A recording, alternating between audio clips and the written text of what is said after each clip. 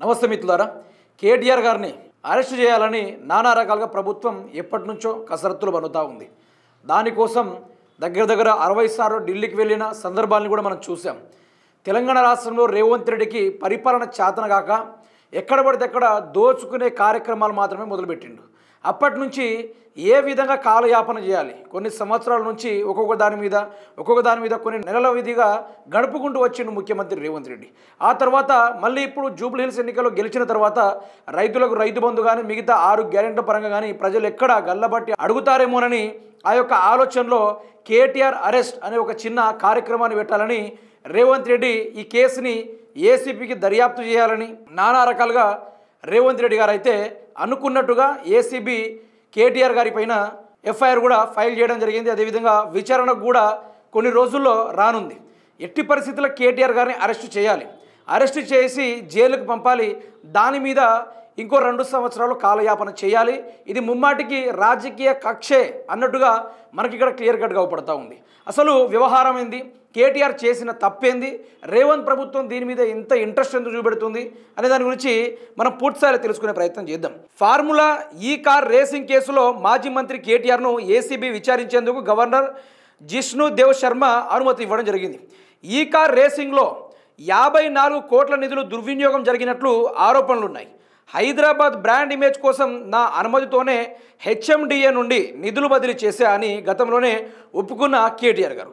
అయితే కేటీఆర్ అదే చెప్పారు, నేను ఎక్కడ కూడా అవినీతి చేయలేదు, నేను హైదరాబాద్ బ్రాండ్ కోసము హెచ్ఎండిఏ ద్వారానే నేను డబ్బులు ట్రాన్స్ఫర్ చేయడం కూడా జరిగింది. అదేవిధంగా నేను ఇక్కడ ఏదైనా తప్పులకు పాల్పడితే మీరు దానికోసం జైలుకు పంపిన జైలు పోవడానికి సిద్ధం, ఎందుకంటే మేము తప్పు చేసే ప్రయత్నాలు చేయలేదు, హైదరాబాద్ బ్రాండ్ ఇమేజ్ని పెంచడానికి మాత్రమే చేశాము. భారతదేశంలో కూడా ఈ కార్ రేస్ని కూడా ఎవ్వరు కూడా పెట్టలేదు. అది హైదరాబాద్ని నేను తీసుకురావడం, అది నా యొక్క కృషి, వాళ్ళు రావడం అనే యొక్క అదృష్టం అనుకుంటూ కేటీఆర్ కూడా గతంలో కూడా మాట్లాడారు. మీరు ఎటువంటి టెస్టింగ్లు పెట్టుకున్నా కూడా నేను దానికి సిద్ధం అనుకుని చెప్తా ఉన్నారు. ప్రధానంగా కేటీఆర్ని అరెస్ట్ ఎందుకు చేయబోతున్నారో దాని గురించి కూడా మాట్లాడుకుందాం. కేటీఆర్ గారు ఇప్పటికిప్పుడే 1,00,000 సార్లు చెప్పిండు ఏమని, ఫార్ములా ఈ నిర్వహణలో ఎలాంటి అవినీతి జరగలేదు, ఆ సంస్థకు ఇచ్చిన డబ్బు అత్యంత పారదర్శకంగా ఆన్లైన్ బ్యాంక్ ట్రాన్స్ఫర్ చేశాక ఇంకా అవినీతి తావెక్కడిది, అన్ని బ్యాంక్ ట్రాన్స్ఫర్స్ అన్ని ఆధారాలతో అన్నున్నాయి, నేను చేశాను, హైదరాబాద్ బ్రాండ్ ఇమేజ్ పెరగడానికి చేశాను, అదొక తెలంగాణ బ్రాండ్ని కానీ తెలంగాణ ఎకనామిక్ కానీ ఒక పెంచే దిశగా తెలంగాణ ఆర్థిక వ్యవస్థ పెరగడానికి అది ఉపయోగపడుతుంది తప్ప అక్కడ ఎటువంటి అవినీతి కూడా జరగలేదని కేటీఆర్ గారు ఈ పాటికే 1,00,000 సార్లు చెప్పారు. అయితే ఒకవేళ ఎలక్ట్రల్ బాండ్స్ అంశాన్ని కనుక రేవంత్ సర్కార్ అవినీతి కింద చూపదలుచుకుంటే అందరికంటే ఎక్కువ ఎలక్ట్రల్ బాండ్స్ పొందినందుకు ఆయన బిగ్ బాస్ మోడీని, స్మాల్ బాస్ రాహుల్ గాంధీని ఇద్దరిని అరెస్ట్ చేయాల్సి ఉంటుంది. ఇది కూడా ఒక లెక్కనే కదా. వాళ్ళు ఎన్నో విధాలుగా ఎన్నో రకాలుగా ఎలక్ట్రల్ బాండ్స్ని ఉపయోగించి తాకట్లు పెట్టి ఎన్నో అప్పులు తీసుకొచ్చి ఈరోజు నానా వ్యవహారాలు చేస్తూ ఉన్నారు, ఎన్నో అవినీతి కుంభకోణాలు కూడా పాల్పడుతూ ఉన్నారు. ఆ లెక్కన నిజంగానే కేటీఆర్ గారు చెప్పినట్టుగానే ఇటు నరేంద్ర మోడీని ఇటు రాహుల్ గాంధీని ఇద్దరిని మొదలు జైలుకు పంపే కార్యక్రమాలు ఉంటుంది. ఈ కేసు ఎంత లాగితే కాంగ్రెస్ అంత నష్టం.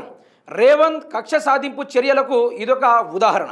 3-4 నెలలకు ఒకసారి ఎన్నికల ముందో ఇంకేదైనా ఇంపార్టెంట్ అంశాన్ని కనుమరుగు చేయడం కోసమే మీడియాలో ఫార్ములా ఈ అంటూ హడావిడి చేయడం, జనాలను ఎడమార్చడం రేవంత్కు అలవాటైన స్క్రిప్టే ఇది.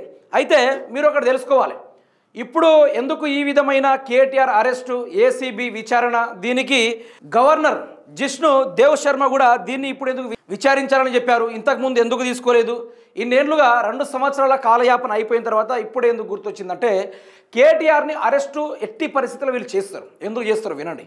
ఇప్పుడు జూబ్లీ హిల్స్ ఎన్నికలు అయిపోయినాయి, దానికి ముందు సర్వత్రా ప్రయత్నాలు చేశారు, ఏది కూడా వాళ్ళు ఒప్పుకోలేదు. ఏసీబీ అదే గవర్నర్ జిష్ణు దేవ్ శర్మ ఒప్పుకోలేదు. 70 రోజుల తర్వాత ఈ కేసుని దర్యాప్తు జరపాలని, విచారించాలని ఏసీబీకి దిశానిర్దేశాలు, అనుమతి కూడా ఇవ్వడం జరిగింది.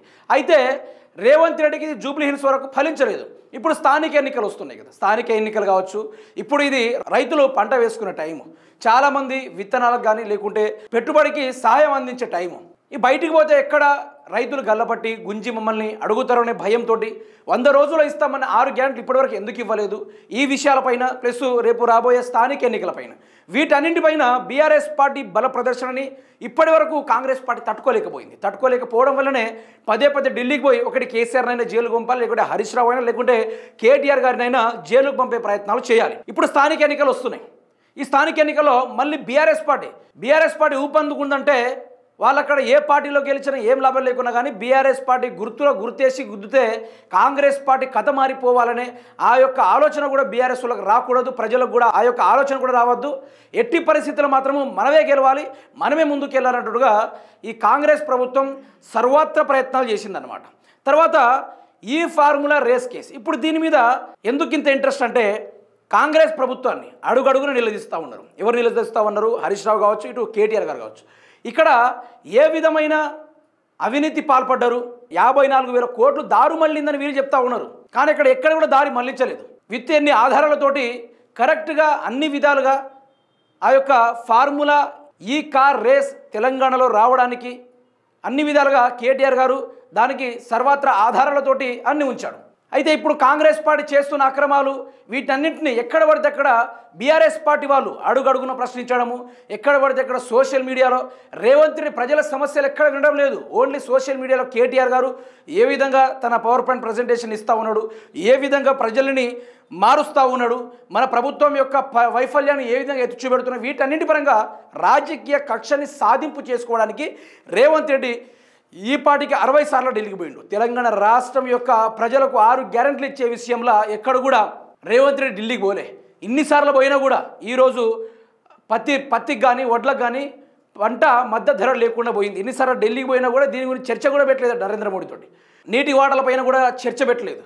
అదేవిధంగా తెలంగాణ రాష్ట్రంలో ఎన్నో విధాల సమస్యలు, కేంద్ర నిధులు రావడానికి కూడా ఎక్కడ కూడా రేవంత్ రెడ్డి కసరత్తు చేయలేదు. ఓన్లీ కేటీఆర్ని జైలుకు పంపే విషయంలో కాంగ్రెస్ పార్టీ అధికారంలోకి వచ్చినప్పటి నుంచి 2 ఏళ్ల నుంచి నాన్ స్టాప్గా ఏ విధంగా కేటీఆర్ని హరీష్ రావుని జైలుకు పంపాలి.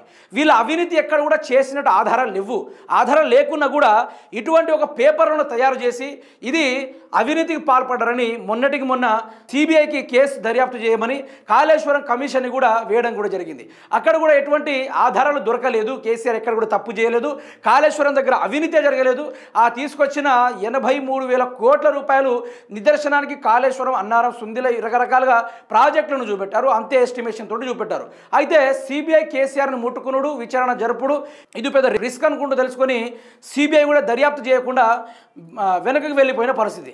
ఇప్పుడు కేటీఆర్ని ఎట్లయినా జైలుకు పంపాలి. బికాస్ ఆఫ్ తెలంగాణలో ప్రజల గొంతుకగా తెలంగాణ రాష్ట్రంలో రేవంత్ రెడ్డి అరాచకాలపైన నిలబడి మరి కొట్లాడుతున్న ఏకైక నాయకుడిగా ఈరోజు ఏ సమస్య ఉన్నా కూడా మేము మీకు అండగా ఉన్నామని ముందు నిలబడి మరి ప్రభుత్వం దృష్టికి వెళ్ళేటట్టుగా సమస్యల్ని సోషల్ మీడియా వేదికగా రేవంత్ రెడ్డికి ముందుకు చేరవేసే ప్రయత్నాలు చేస్తే సోషల్ మీడియాని చూసి ఇరిటేట్ అయ్యి రేవంత్ రెడ్డి తెలంగాణ రాష్ట్రంలో ఉండే ధైర్యం చాలక ఇక్కడ ప్రజలు ఎక్కడ గల్లబట్టుకొని మన ఇంటి చుట్టుముట్టి మనల్ని ప్రజలు ధర్నాలు చేసి మనల్ని బయటికి లాగుతారనే భయంతో ఒక వారానికి 2-3 సార్లు ఢిల్లీలోనే కాలయాపన చేసుకుంటూ 70 రోజుల నుంచి ఈ కుట్రమన్ని కేటీఆర్ని జైలుకు పంపాలనే అంశంపైన సుదీర్ఘమైన పోరాటం చేసి దీనిపైన బయటికి రావడం జరిగింది.